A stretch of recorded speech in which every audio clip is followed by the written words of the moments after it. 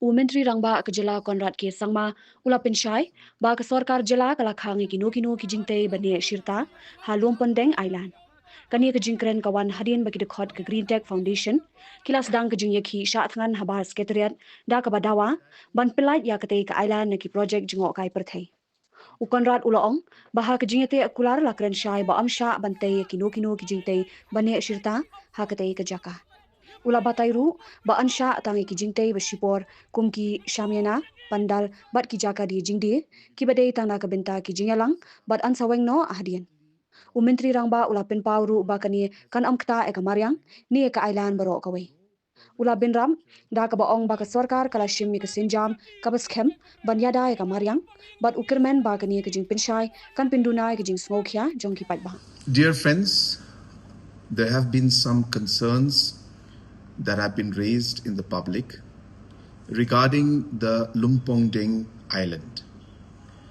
I would like to take this opportunity to clarify to everyone that in the agreement that has been signed, the government and the tourism department has made it very, very clear that there will be no permanent construction that can take place in the island.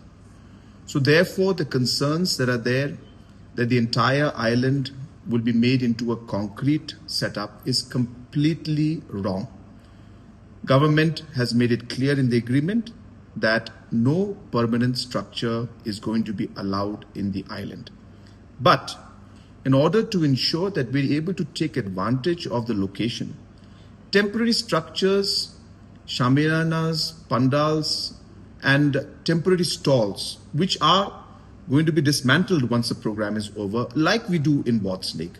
These kind of structures will be allowed, which will be barely there for a week, 10 days, and then removed again. And hence, there will be no impact of any sort on the island or on the overall flora and fauna in that location. And hence, I would like to clarify this and inform everybody that there is no major need to be concerned.